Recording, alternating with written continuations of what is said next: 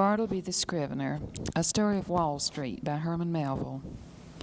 I am rather an elderly man. The nature of my avocations for the last 30 years has brought me into more than ordinary contact with what would seem an interesting and somewhat singular set of men, of whom as yet nothing that I know of has ever been written. I mean the law copyists or scriveners. I have known very many of them professionally and privately, and if I pleased could relate divers histories at which good-natured gentlemen might smile and sentimental souls might weep. But I waive the biographies of all other scriveners for a few passages in the life of Bartleby, who as a scrivener, the strangest I ever saw or heard of. While of other copyists I might write the complete life, of Bartleby nothing of that sort can be done. I believe that no materials exist for a full and satisfactory biography of this man. It is an irreparable loss to literature. Bartleby was one of those beings of whom nothing is ascertainable except from the original sources, and in his case those are very small. What my own astonished eyes saw of Bartleby, that is all I know of him, except indeed one vague report, which will appear in the sequel.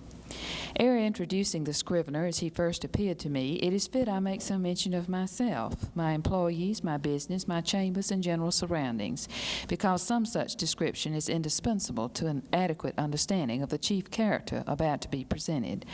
I am a man who from his youth upwards has been filled with a profound conviction that the easiest way of life is the best. Hence, though I belong to a profession proverbially energetic and nervous, even to turbulence at times, yet nothing of that sort have I ever suffered to invade my peace. I am one of those unambitious lawyers who never addresses a jury or in any way draws down public applause, but in the cool tranquility of a snug retreat do a snug business among rich men's bonds and mortgages and title deeds. All who know me consider me an eminently safe man. The late John Jacob Astor, a personage little given to poetic enthusiasm, had no hesitation in pronouncing my first grand point to be prudence, my next method. I do not speak it in vanity, but simply record the fact that I was not unemployed in my profession by the late John Jacob Astor, a name which I admit I love to repeat, for it hath a rounded and orbicular sound to it, and rings like unto bullion. I will freely add that I was not insensible to the late John Jacob Astor's good opinion. Some time prior to the period at which this little story begins, my avocation had been greatly increased. The good old office, now extinct in the state of New York, of a Master of Chancery, had been conferred upon me. It was not a very arduous office, but very pleasantly remunerative.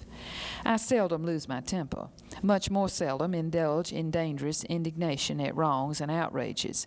But then I must be permitted to be rash here, and declare that I consider the sudden and violent abrogation of the office of Master in Chancery by our new Constitution as a premature act, inasmuch as I had counted upon a life lease of the profits, whereas I only received those of a few short years. But this is by the way.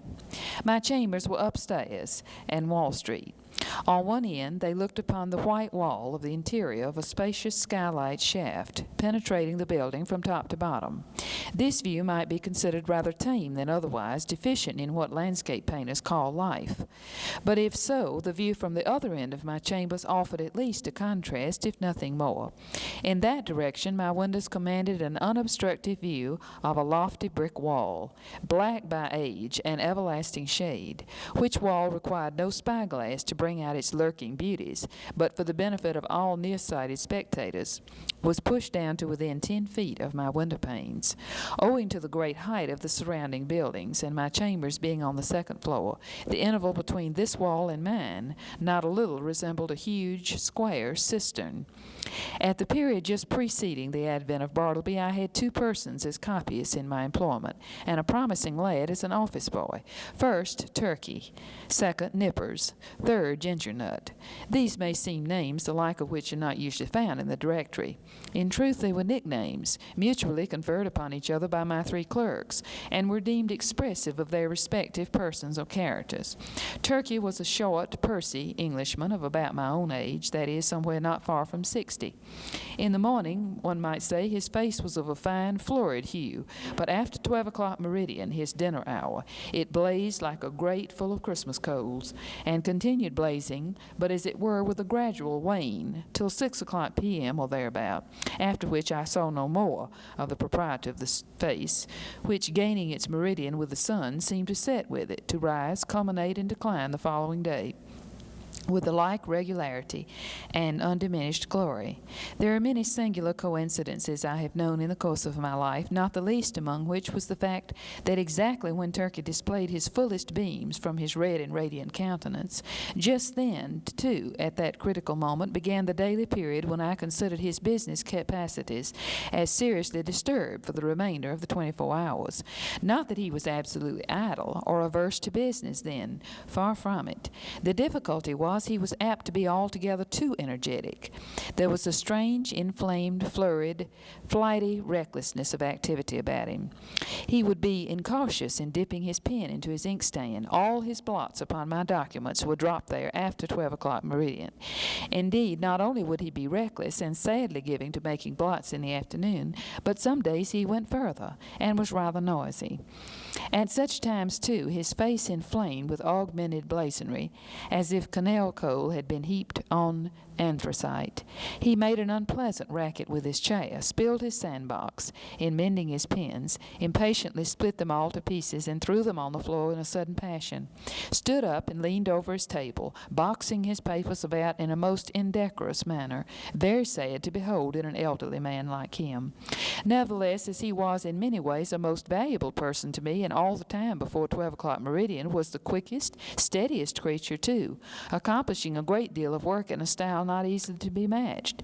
For these reasons I was willing to overlook his eccentricities, though indeed occasionally I remonstrated with him. I did this very gently, however, because though the civillest, nay, the blandest and most reverential of men in the morning, yet in the afternoon he was disposed upon provocation to be slightly rash with his tongue, in fact, insolent.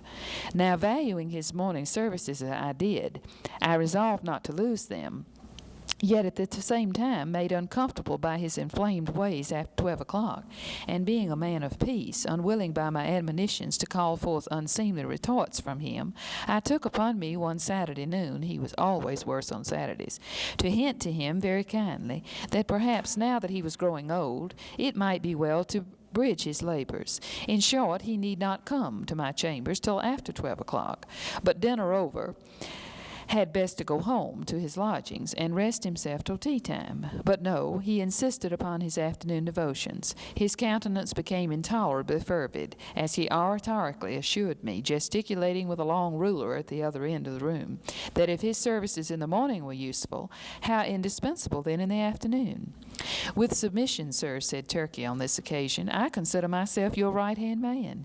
In the morning I but marshal and deploy my columns, but in the afternoon I put myself at their head and gallantly charge the foe, thus, and he made a violent thrush with the ruler.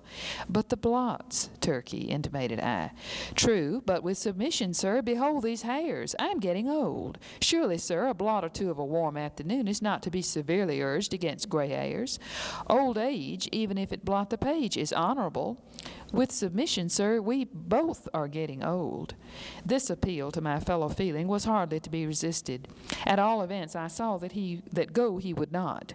So I made up my mind to let him stay, resolving nevertheless to see to it during the afternoon he had less to do with my important papers. Nippers, the second on my list, was a whiskered, sallow, and upon the whole rather young man of about 25. I always deemed him the victim of two evil powers, ambition and indigestion.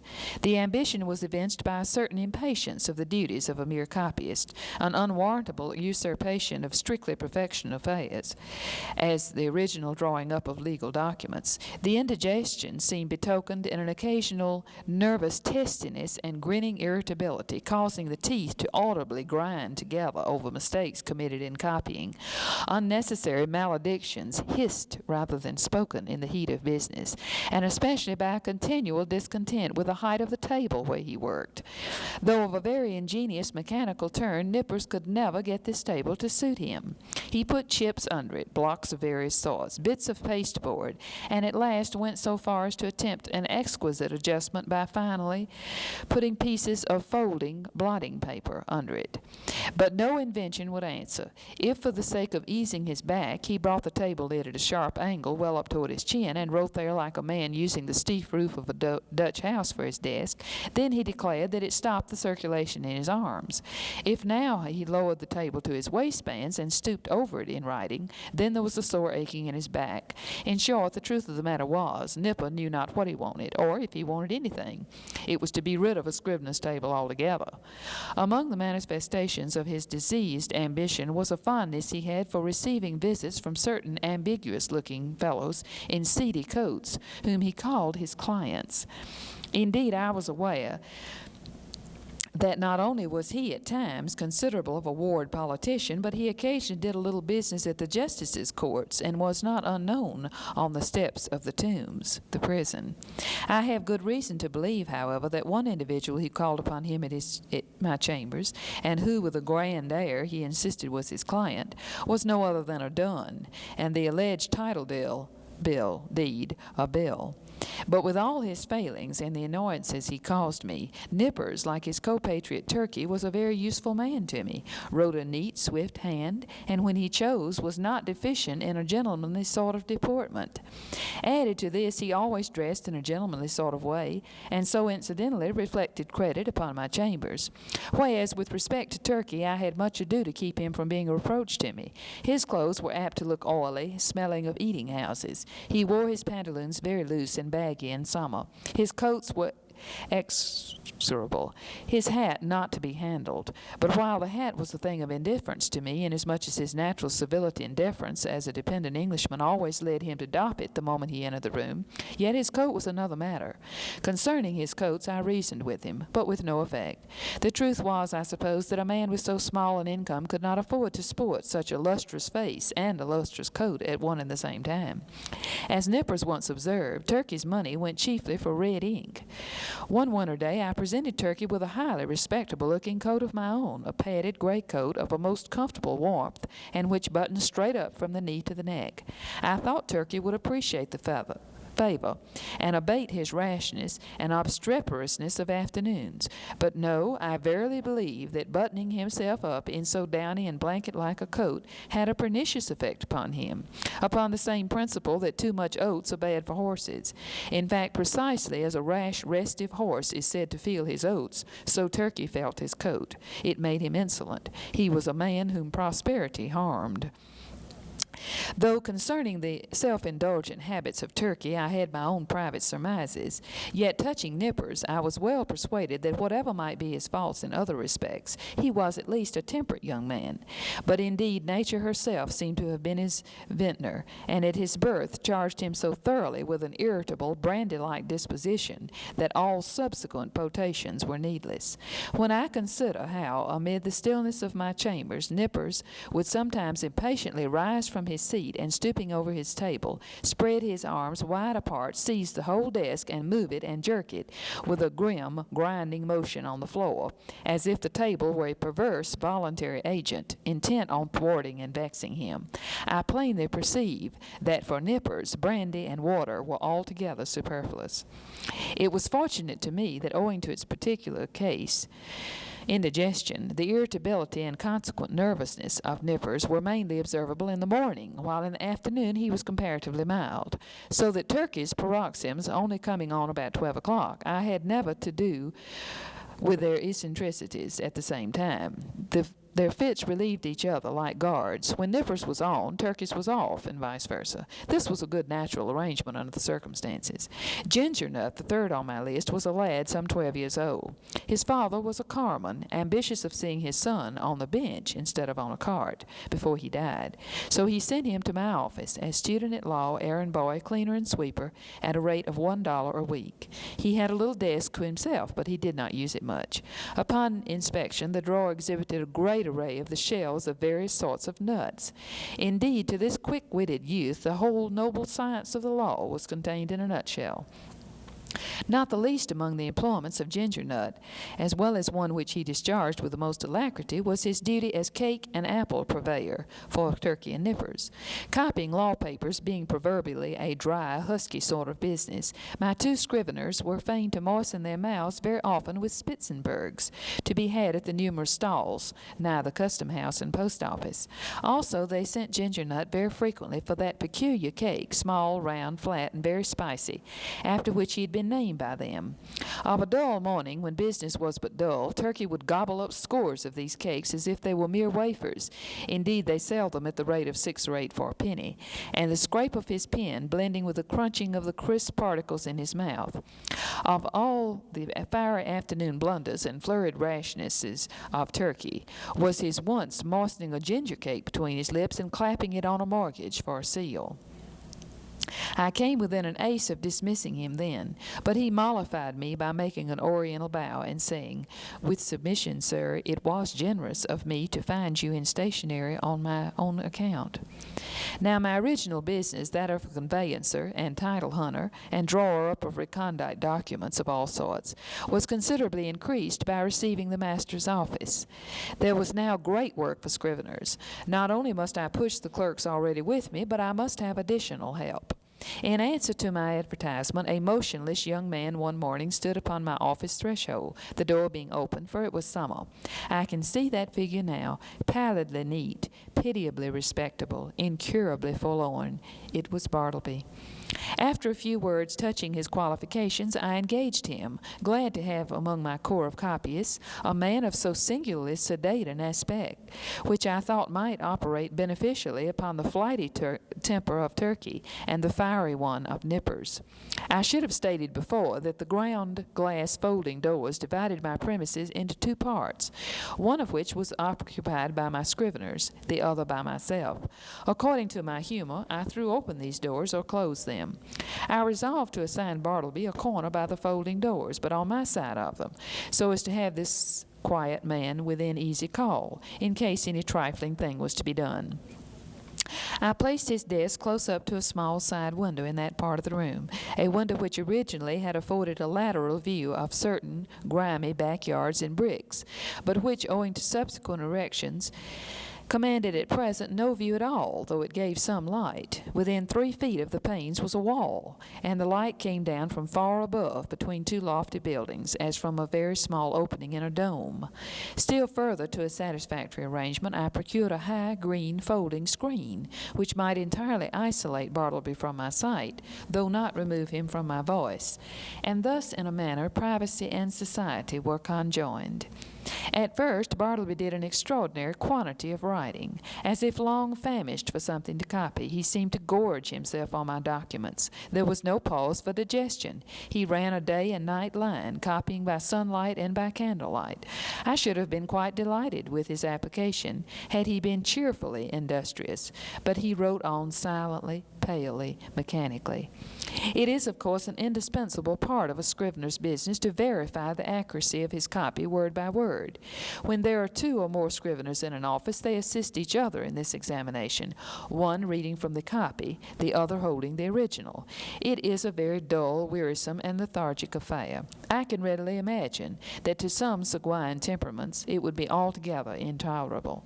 For example, I cannot credit that the meddlesome poet Byron would have contentedly sat down with Bartleby to examine a law document of, say, 500 pages, closely written in a crimpy hand. Now and then, in the haste of business, it had been my habit to assist in comparing some brief document myself, calling Turkey or Nippers for this purpose. One object I had in placing Bartleby so handed to me behind the screen was to avail myself of his services on such trivial occasions.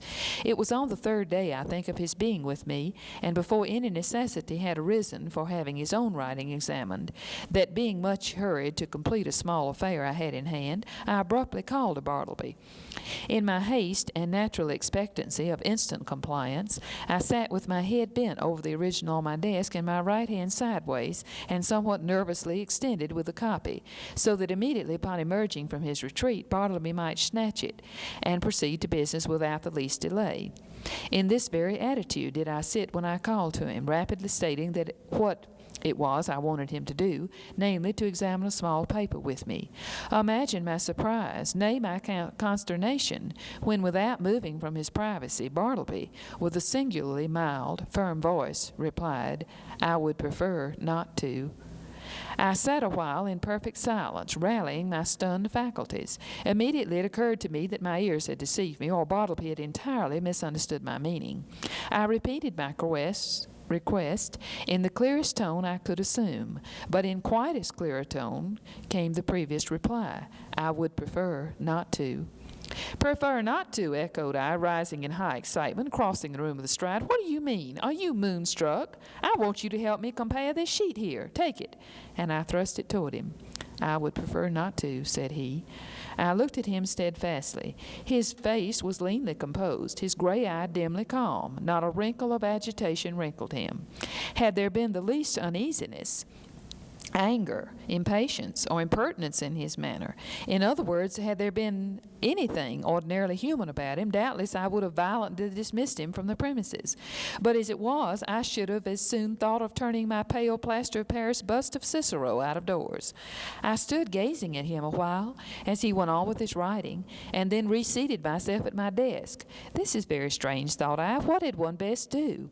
But my business hurried me. I concluded to forget the matter for the present, reserving it for my future leisure. So calling Nippers from the other room, the paper was speedily examined. A few days after this, Bartleby concluded 4 lengthy documents, being quadruplicates of a week's testimony taken before me in my High Court of Chancery. It became necessary to examine them. It was an important suit, and great accuracy was imperative. Having all things arranged, I called Turkey, Nippers, and Gingernut from the next room, meaning to place the 4 copies in the hands of my 4 clerks, while I should read from the original. Accordingly, Turkey, Nippers, and Gingernut had taken their seats in a row, each with his document in his hand, when I called to Bartleby to join this interesting group. "Bartleby, quick, I'm waiting." I heard the slow scrape of his chair legs on the uncarpeted floor, and soon he appeared standing at the entrance of his hermitage. "What is wanted?" said he mildly. The copies," said I hurriedly. "We're going to examine them there." And I held toward him the 4th quadruplicate.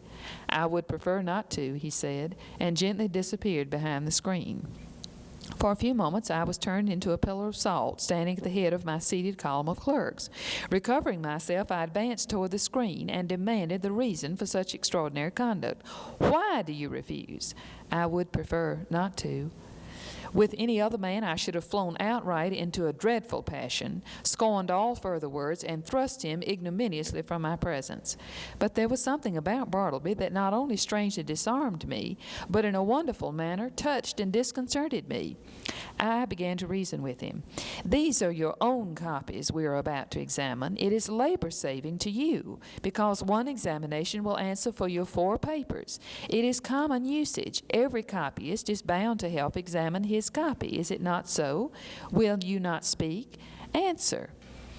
"I would prefer not to," he replied in a flute-like tone. It seemed to me that while I had been addressing him, he carefully revolved every statement that I made, fully comprehended the meaning, could not gainsay the irresistible conclusion, but at the same time some paramount consideration prevailed with him to reply as he did.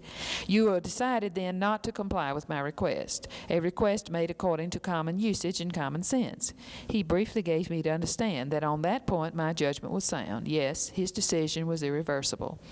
It is not seldom the case that when a man is browbeaten in some unprecedented and violently unreasonable way, he begins to stagger in his own plainest faith. He begins, as it were, vaguely to surmise that, wonderful as it may be, all the justice and all the reason is on the other side. Accordingly, if any disinterested persons are present, he turns to them for some reinforcement of his own faltering mind. "Turkey," said I, "what do you think of this? Am I not right?" "With submission, sir," said Turkey in his blandest tone, "I think that you are." "Nipper," said I, "what do you think of it?" "I think I should kick him out of the office." The reader of nice perceptions will here perceive that it being morning, Turkey's answer is couched in polite and tranquil terms, but Nipper's replies in ill-tempered ones. Or to repeat a previous sentence, Nipper's ugly mood was on duty and Turkey's off. "Gingernut," said I, willing to enlist the smallest suffrage in my behalf, "what do you think of it?" "I think, sir, he's a little loony," replied Ginger Nut with a grin. "You hear what they say," said I, turning toward the screen. "Come forth and do your duty." But he vouchsafed no reply. I pondered a moment in sore perplexity, but once more business hurried me. I determined again to postpone the consideration of this dilemma to my future leisure. With a little trouble, we made out to examine the papers without Bartleby, though at every page or two, Turkey deferentially dropped his opinion that this proceeding was quite out of the common, while Nippers, twitching in his chair with a dyspeptic nervousness, ground out between his set teeth occasional hissing maledictions against the stubborn oaf behind the screen. As for Nipper's part, this was the first and last time he would do another man's business without pay. Meanwhile, Bartleby sat in his hermitage, oblivious to everything but his own peculiar business there. Some day passed, the scrivener being employed upon another lengthy work. His late remarkable conduct led me to regard his ways narrowly. I observed that he never went to dinner. Indeed, he never went anywhere. As yet, I had never, of my personal knowledge, known him to be outside my office. He was a perpetual sentry in the corner. About 11 o'clock, though, in the morning, I noticed that Ginger Nut would advance toward the opening in Bartleby's screen as if silently beckoned thither by a gesture invisible to me from where I sat. The boy would leave the office, jiggling a few pence, and reappear with a handful of ginger nuts, which he delivered in the hermitage, receiving 2 of the cakes for his trouble. He lives, then, on ginger nuts, thought I. Never eats a dinner, properly speaking. He must be a vegetarian, then. But no, he never even eats vegetables. He eats nothing but ginger nuts. My mind then ran on in reveries concerning the probable effects upon the human constitution of living entirely on ginger nuts. Ginger nuts are so called because they contain ginger as one of their peculiar constituents, and the final flavoring one. Now, what was ginger? A hot, spicy thing. Was Bartleby hot and spicy? Not at all. Ginger, then, had no effect on Bartleby. Probably he preferred it should have none. Nothing so aggravates an earnest person as passive resistance. If the individual so resisted be of a not inhumane temper, and the resisting one perfectly harmless in his passivity, then in the better moods of the former, he will endeavor charitably to construe to his imagination what proves impossible to be solved by his judgment. Even so, for the most part, I regarded Bartleby in his ways. Poor fellow, thought I, he means no mischief. It is plain he intends no insolence. His aspect sufficiently evinces that his eccentricities are involuntary. He is useful to me. I can get along with him. If I turn him away, the chances are he will fall in with some less indulgent employer, and then he will be rudely treated, and perhaps driven forth miserably to starve. Yes, here I can cheaply purchase a delicious self-approval. To befriend Bartleby, to humor him in his strange willfulness, will cost me little or nothing, while I lay up in my soul what will eventually prove a sweet morsel for my conscience. But this mood was not invariable with me. The passiveness of Bartleby sometimes irritated me. I felt strangely goaded on to encounter him in new opposition, to elicit some angry spark from him answerable to my own. But indeed, I might as well have essayed to strike fire with my knuckles against a bit of Windsor soap. But one afternoon the evil impulse in me mastered me, and the following scene ensued. "Bartleby," said I, "when those papers are all copied, I will compare them with you." "I would prefer not to." "How? Surely you do not mean to persist in that mulish vagary?" No answer. I threw open the folding doors nearby, and turning upon Turkey and Nippers, exclaimed, "Bartleby a second time says he won't examine his papers. What do you think of it, Turkey?" It was afternoon, be it remembered. Turkey sat glowing like a brass boiler, his bald head steaming, his hands reeling among his blotted papers. "Think of it," roared Turkey. "I think I'll just step behind his screen and black his eyes for him." So saying, Turkey rose to his feet and threw his arms into a pugilistic position. He was hurrying away to make good his promise when I detained him, alarmed at the effect of incautiously rousing Turkey's combativeness after dinner.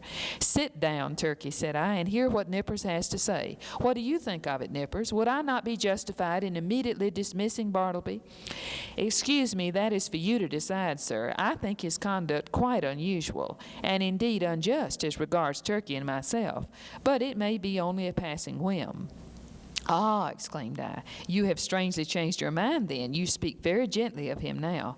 "All beer," cried Turkey. "Gentleness is effective beer. Nippers and I dined together today. You see how gentle I am, sir. Shall I go and black his eyes?" "You refer to Bartleby, I suppose." "No, not today, Turkey," I replied. Pray put up your fists. I closed the doors and again advanced toward Bartleby. I felt additional incentives tempting me to my fate. I burned to be rebelled against again. I remembered that Bartleby never left the office. "Bartleby," said I, "Ginger Nut is away. Just step around to the post office, won't you?" It was but a 3 minutes walk. "And see if there's anything for me." "I would prefer not to." "You will not?" "I prefer not." I staggered to my desk and sat there in a deep study. My blind inveteracy returned. Was there any other thing in which I could procure myself to be ignominiously repulsed by this lean, penniless wight, my hired clerk? What added thing is there, perfectly reasonable, that he will be sure to refuse to do? "Bartleby?" No answer. "Bartleby?" No answer. "Bartleby!" I roared. Like a very ghost, agreeably to the laws of magical invocation, at the third summons he appeared at the entrance of his hermitage. "Go to the next room and tell Nippers to come to me." "I prefer not to," he respectfully and slowly said, and mildly disappeared.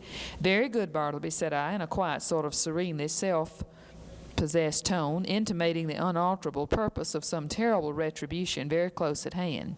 At the moment I half intended something of the kind, but on the whole, as it was drawing toward my dinner hour, I thought it best to put on my hat and walk home for the day, suffering much from perplexity and distress of mind. Shall I acknowledge it?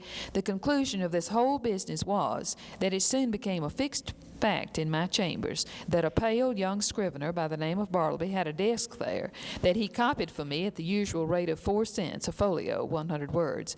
But he was permanently exempt from examining the work done by him, that duty being transferred to Turkey and Nippers, out of compliment, doubtless, to their superior acuteness. Moreover, said Bartleby, was never on any account to be dispatched on the most trivial errand of any sort.